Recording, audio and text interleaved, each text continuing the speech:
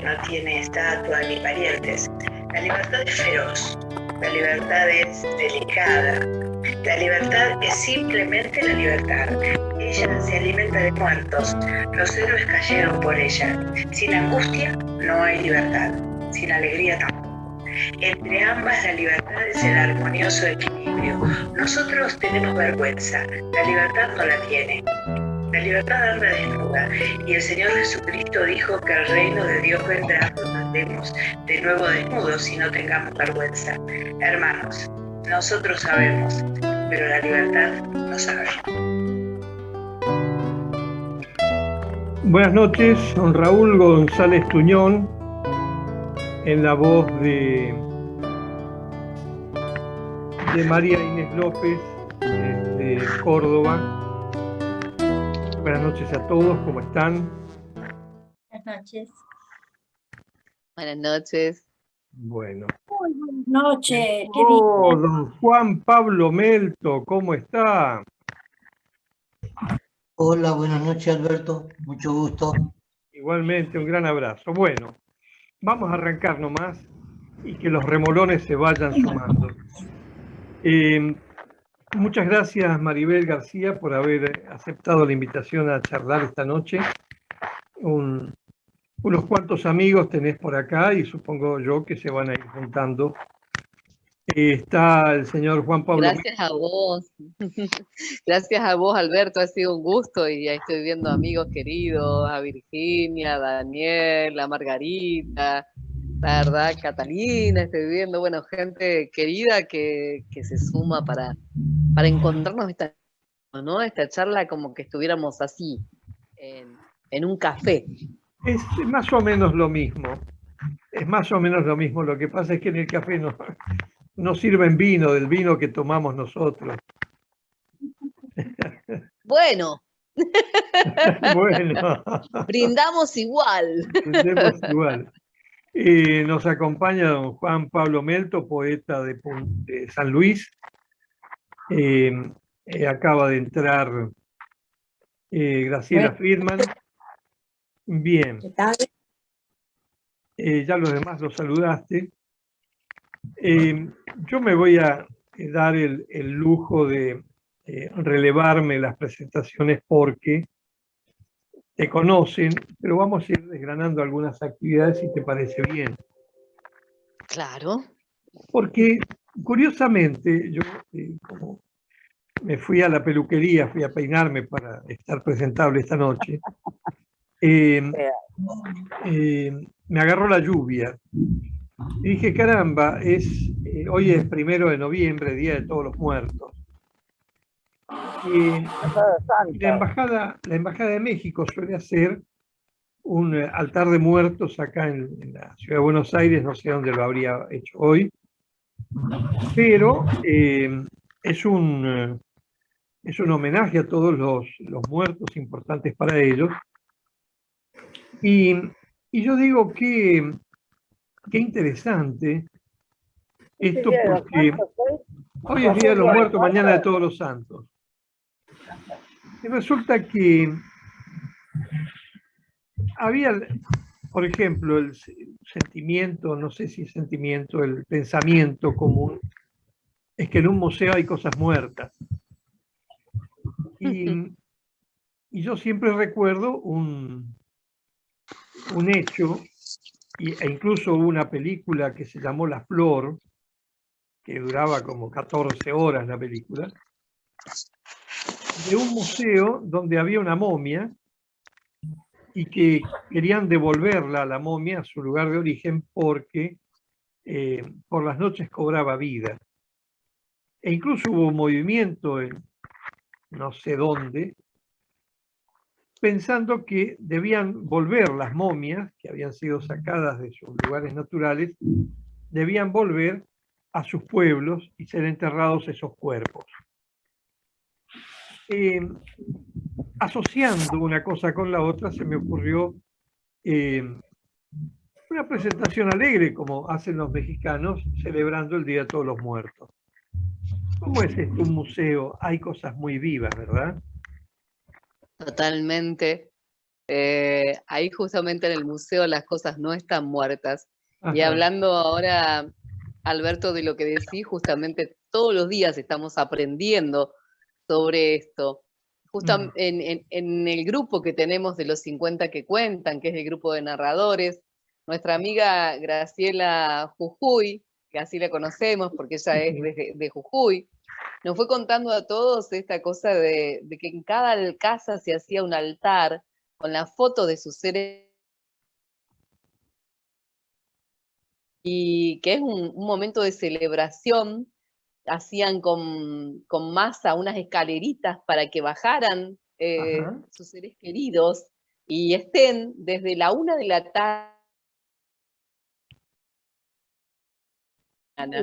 Y así fue que cada uno de nosotros armamos nuestros pequeños altares para nuestros seres queridos, Sí. justamente teniendo en cuenta algo que ella nos contaba que tiene que ver con la historia de sus ancestros, ¿no? De aquellos que estaban aquí en estas tierras mucho antes que llegaran otras civilizaciones. Así que justamente de esto hablamos, ¿no? De lo vivo más allá de todo, de lo vivo en los recuerdos, de lo vivo en lo que cada uno de nosotros sentimos.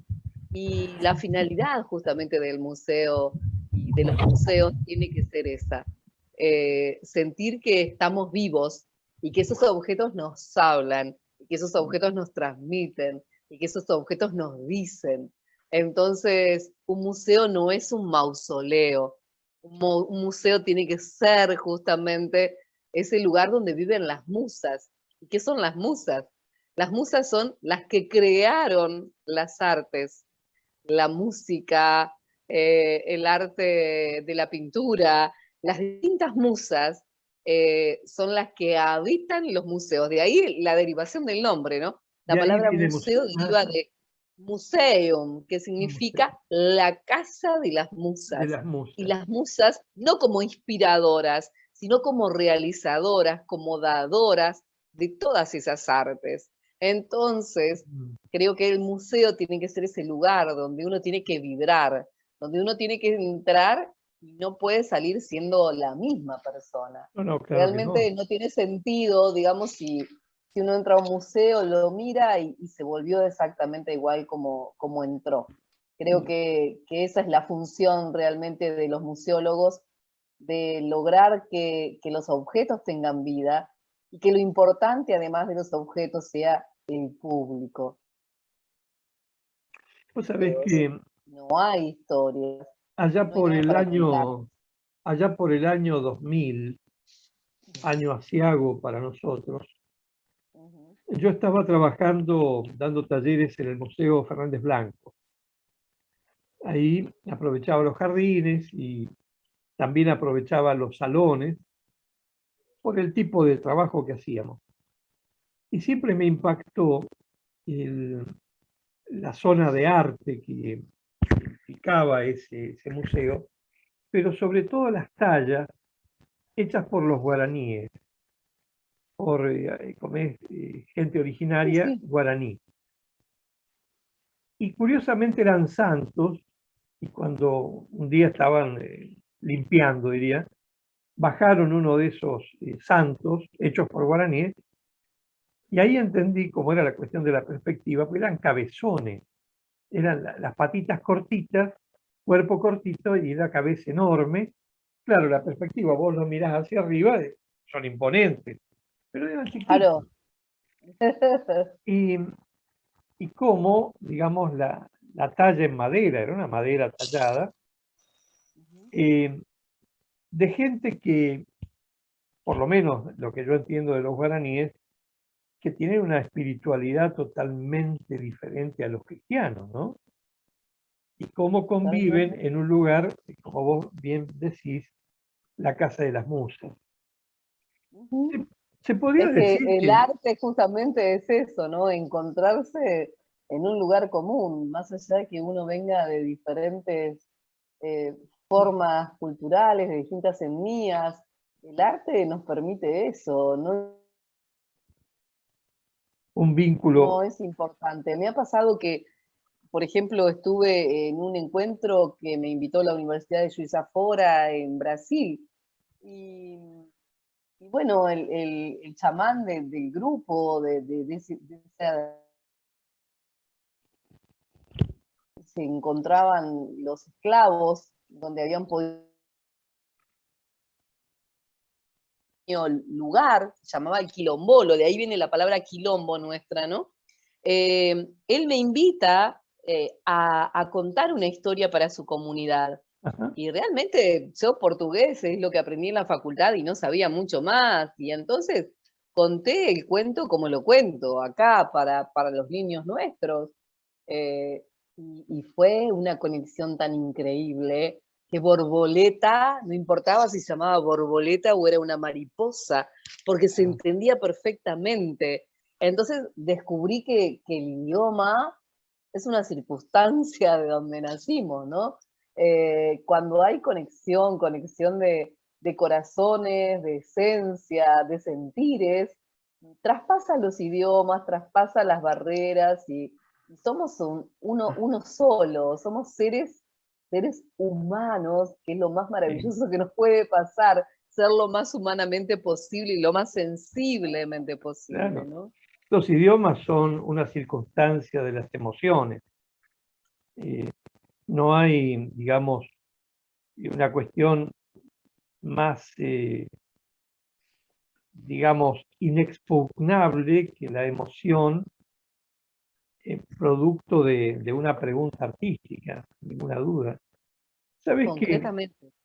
que el museo más impactante para mí fue el de Guayaquil, el de la Municipalidad de Guayaquil, de la muestra de los 10.000 años?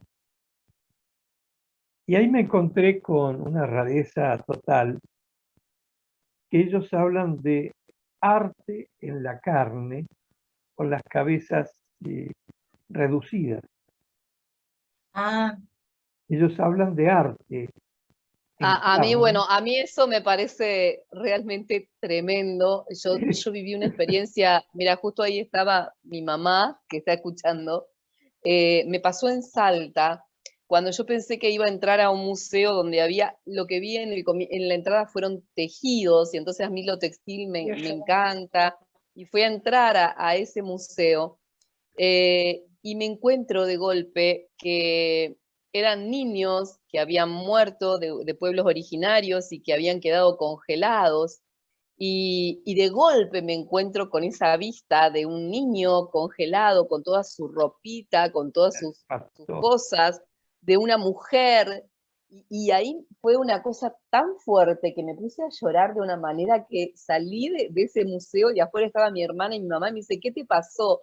Yo le digo, no puedo creer que hemos llegado a esta instancia de estar mostrándonos los restos de esos seres que murieron de esa manera terrible porque murieron congelados y que nosotros los estemos exponiendo. Eso es tremendo. Eso es justamente la deshumanización, creo, de todo lo que tiene que ver con lo cultural. Creo que los restos de Catriel tienen que estar como está haciendo a un lugar donde ellos vivían y sepultados por las propias familias, porque si no terminamos haciendo lo que hacían en el 1800, que tomaban a los descendientes de pueblos originarios y los llevaban a mostrar como seres diferentes, como cosas raras, y esto es tremendo, digamos, no podemos seguir haciendo esto, no podemos seguir deshumanizándonos. Claro, en aras de la cultura no se puede No. pervertir al sujeto cultural por excelencia. Totalmente. Esta es la Hay una realidad. ética cultural y hay una ética, creo, que va más allá de que, bueno, es un objeto, sí, es valioso históricamente, también es valioso históricamente, pero creo que también éticamente nos tenemos que preguntar hasta dónde nos permitimos mostrar cosas que realmente tienen que ver con algo que es más allá de nosotros, que nosotros no podemos, no tenemos títulos, ni como museólogos, ni como máster en museología, ni como... no hay títulos que te permitan exponer a un ser humano cuando ya dejó su vida. Sí, Creo que es interesante porque, digamos, hay un planteo moral profundo en el tema. Este es un poco uno de los temas que llevaba esta película que yo digo de La Flor. Fue una película que había que tener coraje para verla porque 14 horas, una cosa claro, no, ya era demencial, mucho, ¿no? demencial. Yo tampoco. Pero era buena, es buen material. Nos acompaña también José Rivera Pozo, que es de Ecuador, él es de Quito, Hola, José. y René Sarabia, que está en el borde oriental del río. ¿Qué tal, René? Hola, Bien, René. muy bien. Bueno, me alegro. Yo digo que si, a ver, para salir un poco de los museos y llegarnos un poco más a las musas, digo, este grupo que vos conformás, integrás, que son las guardianas De historias. de historias, eh, están munidas, digamos, como a ver, no digo un objetivo, pero un ideal eh, de poner afuera al museo, ponerlo fuera del edificio. Totalmente. Hay Ujú. museos sin edificio y hay un pensamiento realmente que viene desde hace mucho tiempo pensando que necesitas un edificio para tener un museo.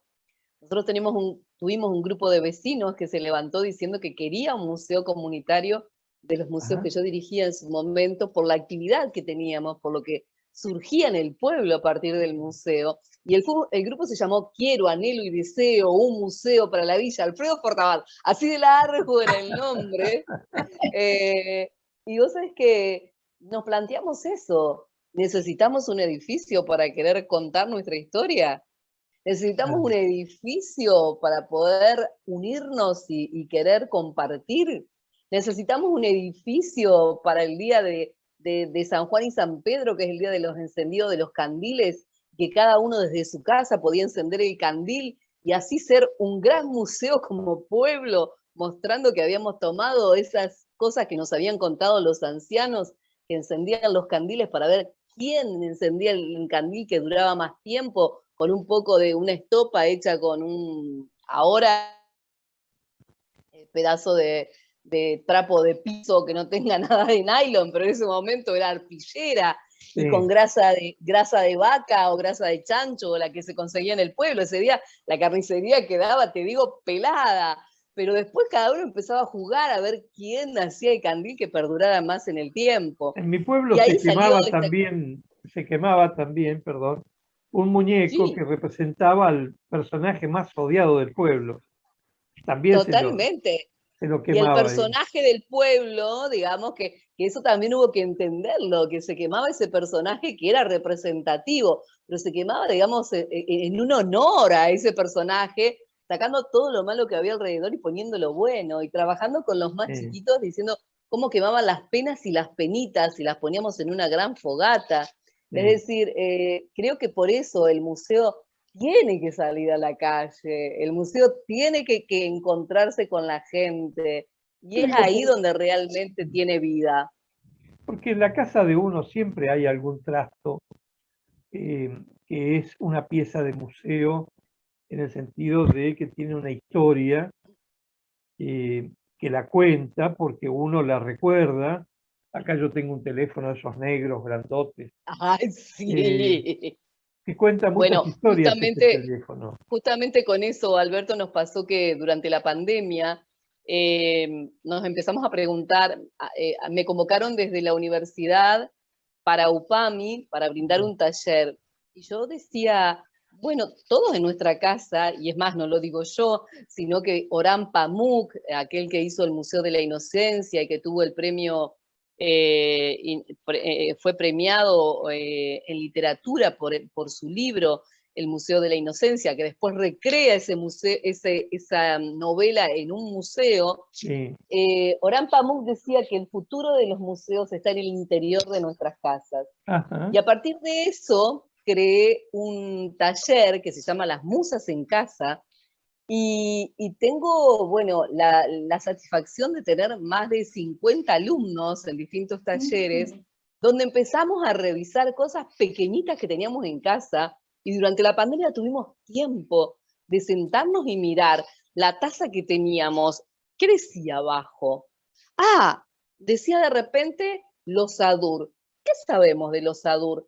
Ah, ¿sabes qué? En los Adur hubo obreras desaparecidas porque pedían por los derechos de las obreras. Las 3 obreras primeras desaparecidas fueron de los Adur. O sea, ahora cuando vemos un plato de los Adur, ya no es solamente un plato de los Adur. Todas dicen, ahora cuando lo veo, ya no lo dejo, no lo uso, lo puse se lo regalé a mi nieta, es más, cada una se sacó una foto con el plato. Ajá. Es decir, el objeto deja de ser objeto para convertirse en esa historia, y en la historia personal de cada uno, porque por ahí apareció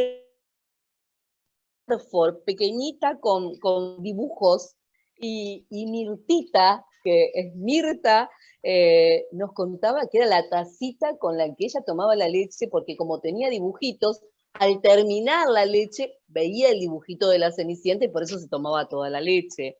O Piojo, que por ejemplo nos contó que también sus platos, y nos mostró sus platos, que yo me maravillé, eran de dibujos animados, con la Cenicienta, con el zapatito. Entonces la mamá le escondía, le tapaba todo y ella tenía que comer toda la comida para ver los dibujitos que estaban en el fondo del plato.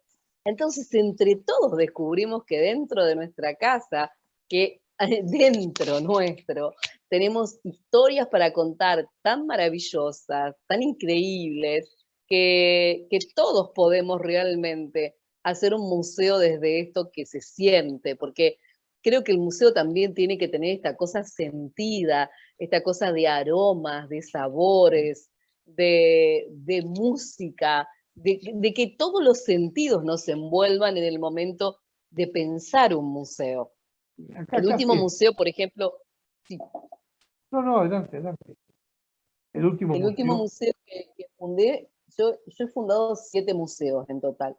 El último fue, el anteúltimo fue el Museo de Tapalqué.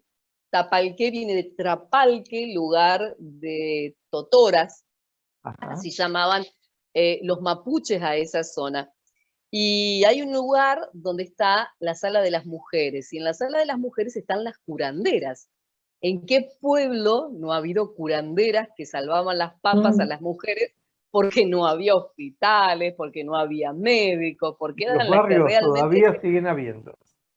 siguen habiendo, y que te curan el empacho, y que te curan el mal ojo y la ojeadura? Entonces hay un lugar especial dedicado a ellas, con sus velas, con sus pañuelos y sus santitos. Y también puse al lado un cuadradito que se colgaba, que se lo ponían a los niños para que no se enfermaran, que, a ver, Rita, dice, que no me acuerdo el nombre ahora, alcanfor, ahí está. Un cuadradito de alcanfor para que sentir el aroma del alcanfor, que justamente decía que eso no te hacía enfermar, no te hacía resfriar, Claro. que te protegía de todo. Entonces también los aromas pasan por el recuerdo, porque aquel que se acerca y lo huele, lo lleva a ese momento en que llevaba puesto en sus ropas la Sí, bolsita cocida con alcanfor, ¿no? Es la primera vez que tenemos un invitado con secretario. Una invitada con secretaria. Nunca hemos tenido eso. No, con mamá. Es fantástica. Ah, y Es mi encima es la mamá que me madre. salva las papas. Ah, la nena viene con la mamá. Bueno, bienvenida mamá de la nena. Sí, el alcanfor es de mi época. Es de mi época. Claro, yo no lo usé, a mí me contaba Es que cuenta vos mi sos abuela. Mi joven. abuela tiene 91 años. Bueno, yo no tengo tantos, pero me acerco bastante. Bueno, mi El, mamá lo Ojo, usó y tiene 60. el Sí, tema, ojo, es un árbol genealógico importante, ¿eh? En Maribel hay un árbol genealógico importante. sí. Tengo mi abuela que tiene 91, tengo mi mamá que tiene 67, mamá. Sí. Mi mamá 67, yo que tengo 49, tengo a mis hijos que tienen 21 y 23, y tengo mi nieta que tiene 2 años. Así que somos una larga cadena de mujeres que cuentan su historia. Así que sí, en nuestro árbol genealógico es muy fuerte esta transmisión. Es que dan frutos jóvenes, digamos, rápidamente dan frutos las mujeres de tu familia, tener bisabuela Sí. es importante. Imagínate que mi nieta tiene una tatarabuela Una con la que estuvo tatarabuela, cocinando antes de ayer, ¿no? Esta claro. cosa maravillosa de poder conocer a nuestros ancestros por esa posibilidad de, bueno, mi mamá tenía 17 años cuando me tuve 25 cuando tuve a mis hijos, pero esa corta diferencia de edad Sí. hace que nos podamos disfrutar de esa manera. Seguro. Esto es maravilloso, está bien dicho. Y en este disfrute, a ver, en la comunicación, en la transmisión, para que no sea tan sorprendente. Y, por ejemplo, a mí se me ocurre que en las, a ver qué dice Pablo Melto, nosotros usamos alcanfor aún Con la pandemia. con la pandemia. Ahora, Aquí se consigue en las farmacias. Muy Mirá qué bien. bueno saberlo. Se Yo consigue lo en tengo las puesto en el museo, así que ha sido una zona, Sí, el una zona alcanfor. de cuidado. Mirá qué bueno tenerlo en cuenta, Juan Pablo. Qué bueno lo que nos contás. Juan Pablo es un poeta de fuste en San Luis, señor poeta. Decía que la comunicación, esta vía que va y que vuelve, de tatarabuela a nieta, hasta la nieta, yo la compararía con lo que nosotros hacemos como narradores orales, contando historias, como sea, desde donde sea, con el método que sea, no importa. Sí. Porque hay una comunicación de ida y vuelta que cuando uno narra, los héroes son el público. El público toma el lugar del héroe Sí. y vivencia eso de tal manera que puede ir y volver en la historia como si fuera un gran tartarabuelo o tartarabuela, ¿no? De algún modo, y comportarse como uno de los miembros de esa cadena. Totalmente. ¿Cómo funciona la Maribel Cuentacuentos? ¿Se pianta más rápido para el lado de las musas del museo cuando cuenta o se queda honrando el autor? No, la Maribel se mete en las casas de barro, se mete en la vida de los picapedreros, en la de las viejas que chusmeaban atrás de la cortina, en las que nunca se animaron a salir, en las que sí se animaron a salir y contaron. La Maribel no puede con la historia, no puede con su pueblo, digamos, donde va, lleva a su pueblo en la mochila y en la palabra. Me encantan cuentos de autores que me encantan, que los cuento, que los honro, pero que no me siento yo si de repente llego a un lugar y no te cuento mi cuento de hinojo, y no te cuento el cuento de las peluquerías de mi pueblo, y no te cuento la historia de la Teresa de los picapedreros, y no te cuento eso. Me puede mi historia, me puede ese lugar, y he tenido la... Sí. Sí. ¿Y cómo harías, vos que sos una creadora de museos, creadora de Casa de Musas, cómo harías para estimular a que cada uno saque su museo rápidamente. Es decir, a ver, qué sé yo, se me ocurre, el que tenés puesto, que estás mirando en tu casa. ¿Cómo te Yo propondrías vos que saque el hoy, museo? hoy a cada uno de ustedes le propondría que me dijera cuál es el objeto querido, el objeto que realmente si hoy se tuvieran que ir, dicen, me tengo que ir y me puedo llevar una sola cosa de las que tengo en mi casa. Mm, Pero una cosa material, ¿eh? Uno dice, sí, me se llevó los recuerdos. Bueno, podés elegir una y los invito a que lo hagamos, a ver cómo sale esta propuesta. Si hoy me tengo que ir de mi casa, mm. ¿qué me llevo? Edith,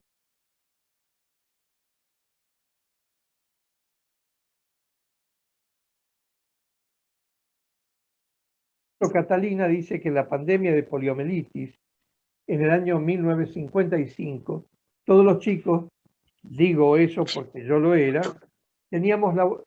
Bueno, está bien, sabemos que eras chica en el 55.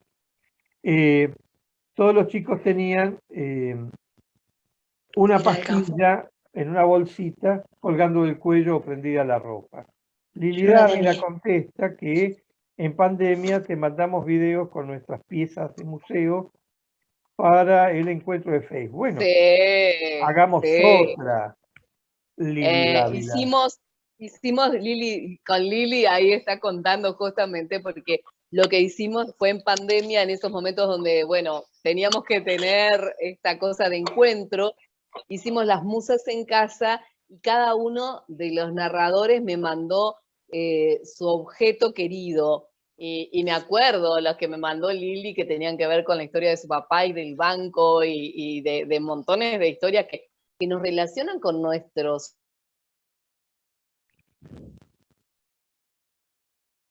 narrador. Yo me subo arriba a un escenario y soy esto, no puedo mentirte en nada. Claro.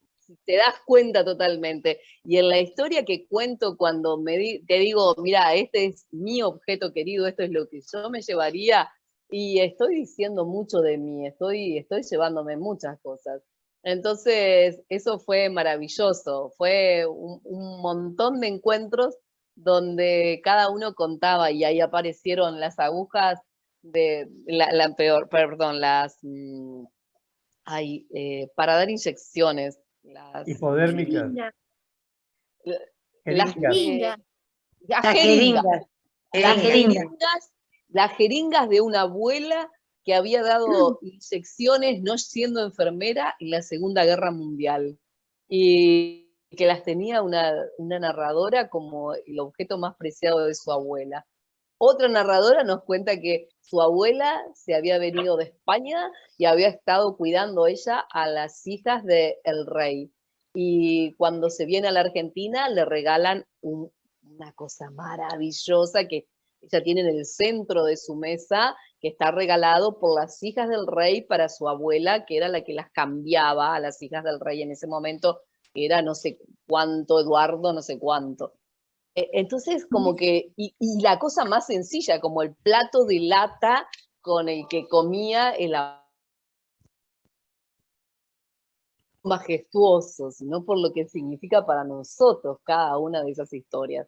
¿Ustedes recuerdan los platos de lata que eran los amarillitos con los bordes color verdes, los blancos, eso, o los blancos con los bordecitos azules? Habla también de una época, de un lugar, de un espacio. Los objetos que nos hablan de lugares, de espacios, por ejemplo, yo ahí tengo como una pieza de museo que me recuerda todos los días la segunda década infame. Tengo 2 Le Cops guardaditos, bien estirados en un cuadrito, para que me lo recuerde todos los días, ¿no? Esa segunda década infame ocurrió, ¿no? Ocurrió. Y como la otra década infame que está ocurriendo, la tercera para nosotros, producto del neoliberalismo. Entonces, ¿Qué? Cótera. no sé quién está hablando. Digo que son, para mí son objetos sociales por los cuales